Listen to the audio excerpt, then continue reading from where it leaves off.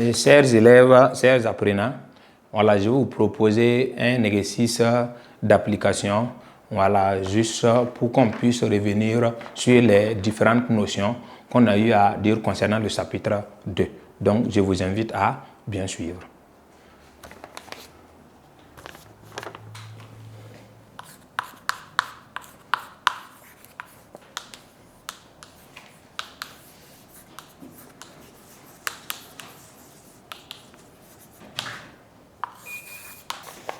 Voilà, donc voici l'exercice d'application ainsi proposé. Voilà, donc on va essayer de traiter ça ensemble. Voilà, donc je vous invite à suivre. Mais on va lire d'abord pour pouvoir avoir des notions sur l'exercice. Le petit 1, on demande de recopier puis compléter les égalités suivantes. 320 millivolts égale à combien de volts? 0,27 volts égale à combien de millivolts? 17,20 kilovolts est égal à combien de microvolts? Ça, c'est pour le petit 1. Le petit 2, un voltmètre comporte les calibres suivants.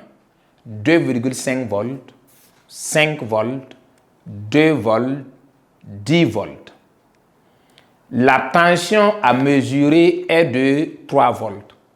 La question qu'on vous pose, quel est le calibre le mieux adapté? Petit 3, un voltmètre à multicalibre est utilisé sur le calibre 5 volts et dont son cadran comporte 100 divisions. Après branchement, on constate que l'aiguille s'arrête sur la division 70.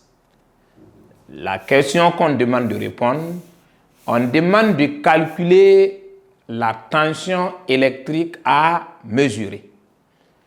Donc, ceci dit, on va commencer par le petit 1 qu'on va travailler ensemble. Je vous ai dit que dans le cours, on a proposé un tableau pour faciliter le travail. Donc, c'est ce même tableau-là qu'on va utiliser. Et 320 millivolts est égal à combien de volts? Et dans ce genre de situation, je vous ai dit que l'élève doit être capable de connaître le chiffre qui représente l'unité. C'est important. 320, c'est quel chiffre qui représente l'unité? C'est 0. Donc, on va placer le 0 dans la case des millivolts, mais précisément l'unité. Donc, on cherche, voici la case des millivolts. L'unité, c'est ici. Donc, je place 2. Et le 0. Donc, on complète maintenant. Il y a le 2 et puis 3. Et puis, on nous dit, ça donne combien de volts? Voici, on doit compléter si ça dépasse. Ici, on doit compléter en reculant. On place le 0 au niveau de volts à l'unité et puis on place une virgule. Donc, qu'est-ce qu'on obtient? On obtient 0,32 millivolts ou bien 0,320 millivolts. De toutes les façons, les deux, ça marche. On trouve 0,320. Ce 0, vous n'êtes pas obligé de mettre. Voilà. On continue. Avec le suivant, on a dit 0,27 volts, ça donne combien de millivolts? 0,27, c'est quel chiffre qui représente l'unité? C'est 0. Donc, on place le 0 au niveau du volt, mais précisément l'unité. Donc, je cherche la case des volts. Ça, on ne tient plus compte. On va travailler en bas. Donc, voici la case des volts. Ici, c'est l'unité. On place le 0. Et puis, on complète le nombre. Ça fait 2 et 7. On dit, ça donne combien de millivolts. Millivolts, c'est devant. On doit compléter pour remplir la case de millivolts, mais jusqu'à l'unité. C'est pas arrivé, donc on complète par un 0. Donc on obtient combien? 270 millivolts. Voici ce qu'on obtient. 270 millivolts. On continue au niveau de l'égalité suivante. 17,20 kV est égal à combien de microvolts? Même chose, quel est le chiffre qui représente l'unité ici? Le chiffre qui représente l'unité, c'est 7.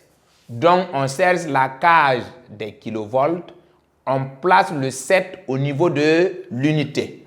Donc, on continue en bas pour ne pas. Donc, ici, je cherche la case des kilovolts, voici kilovolts. L'unité, c'est ici, je place le 7 et puis je complète le nombre. Il y a 1 derrière, 2 et puis 0 devant, voici. On dit, ça donne combien de microvolts? Microvolts, c'est devant. Donc, on complète jusqu'à microvolts, mais on s'arrête au niveau des unités. Donc, on complète, on complète, on complète, on complète. Oui, ici, c'est dans la case des microvolts, mais ici, ça représente les chiffres des centaines, puisqu'il y a unité, dizaines, centaines. Donc, on complète jusqu'à l'unité. Donc, voici ce qu'on obtient. Voilà, donc, en gros, ça fait 172 10 puissance 8, puisque vous avez vu ça en quatrième lettre à 10 puissance P. Donc, on aura quoi? Suivi de combien de 0? Donc, ça fait... Voilà, donc, voici ce qu'on obtient. 172 10 puissance 8 microvolts. Voilà, donc, en gros, voici le petit 1, ce qu'on peut faire. C'est tellement simple. Voilà, il faut retenir seulement le tableau et puis travailler. Si on vous donne un nombre, ça veut dire que tu dois être à mesure de pouvoir identifier quel est le chiffre qui représente l'unité. C'est ça seulement. Une fois que tu arrives à identifier ça, je pense que le reste là, ça ne doit pas causer de problème. Voilà, donc on va continuer toujours avec la correction de notre exercice. Après le petit 1, on a complété ça au niveau de l'exercice d'ici. Maintenant, le petit 2, on dit un voltmètre comporte les calibres suivants. 2,5 volts, 5 volts, 2 volts, 10 volts. Ce qui est important ici, on demande de faire le choix du calibre le mieux adapté. Ici, on nous a donné la tension à mesurer qui est 3 volts. Ce genre de figure, qu'est-ce qu'on doit faire? On doit identifier d'abord tous les calibres qui sont supérieurs à la tension. C'est important. Il faut qu'on identifie d'abord tous les calibres qui sont supérieurs à 3 volts. 2,5 est inférieur à 3 volts, donc on laisse tomber. 5 est supérieur à 3 volts, donc on prend ça. 2 d'office c'est inférieur à 3, donc on laisse tomber. 10 c'est supérieur à 3, donc voici les deux calibres qu'on peut utiliser. Tout calibre qui est supérieur à la tension ici, on peut utiliser. Mais parmi les calibres qu'on peut utiliser, on peut essayer de voir qu'on peut choisir le calibre le mieux adapté. Le calibre le mieux adapté, c'est quoi? C'est le calibre qui est immédiatement supérieur à la tension à mesurer. Quand vous prenez le 5 et le 10, quelle est la valeur qui est immédiatement supérieure à 3? Après 3, qu'est-ce qui suit? C'est 5 ou bien c'est 10? C'est ça. Donc, c'est combien? C'est 5. Donc, ici, le calibre le mieux adapté, c'est 5 volts. Donc, le calibre le mieux adapté est 5 volts. Petit 3. On nous demande de calculer la tension à mesurer. Pour une telle question, il faut qu'on essaie de voir, on doit récupérer les données. Puisque pour pouvoir déterminer, pour pouvoir calculer la tension à mesurer, il y a des paramètres qu'il faut avoir. Donc, on va essayer de numérer ces paramètres-là. Donc, petit 3, les données. Donc, pour pouvoir repérer les données, il faut qu'on relie l'exercice pour mieux comprendre.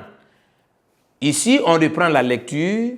On a dit un voltmètre à multicalibre est utilisé sur les calibres 5 volts. Donc, on a le calibre qui est C, qui est égal à 5 volts. On dit son cadran comporte 100 divisions. Quand on dit le cadran comporte 100 divisions, ça c'est quoi en réalité? Les 100 divisions n'est rien d'autre que quoi? L'échelle. Donc, E est égal à 100 divisions. On va symboliser ça petit d. On continue. Après avoir fait le choix du calibre et le choix de l'échelle, on peut brancher. Maintenant, après branchement, on constate que l'aiguille s'arrête sur la division 70. Ça veut dire l'aiguille indique la division 70. L'indication de l'aiguille n'est rien d'autre que la lecture. Donc, grand L, qui est égal à 70 divisions. Puisque la lecture, là, on doit lire ça sur l'échelle. Si l'échelle s'exprime en division, forcément, la lecture aussi doit s'exprimer en division, puis c'est sur l'échelle qu'on lit la lecture. Voilà, donc l'échelle et la lecture doivent être les mêmes, doivent comporter même unité. Division, division ou bien graduation. Ça dépend de ce qu'on vous a donné comme unité dans les exercices. Donc, voici en gros les différents paramètres qu'on a pu énumérer au niveau de petit 3. Maintenant, on va essayer de voir la question. C'est quelle question on nous demande de répondre? La question, on nous demande de calculer la tension électrique à mesurer. La tension électrique est symbolisée par la lettre grand U. Donc, on va dire calculons grand U.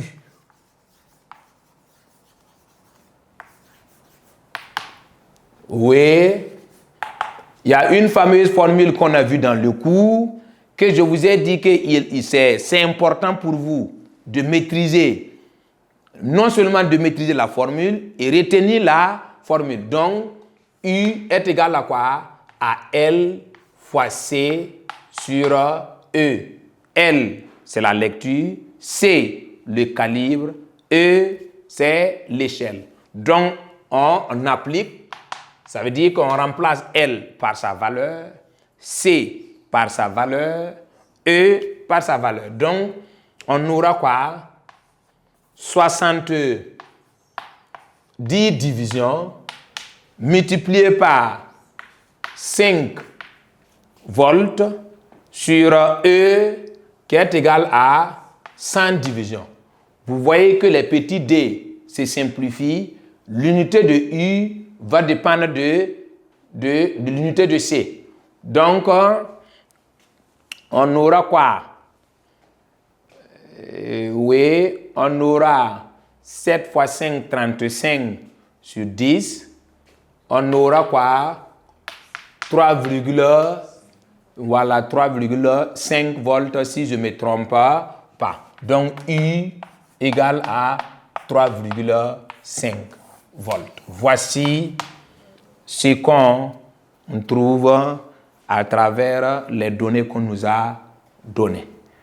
Voilà, donc voici en gros la proposition de la correction de notre exercice d'application. Voilà, donc, sur ce, on va mettre un terme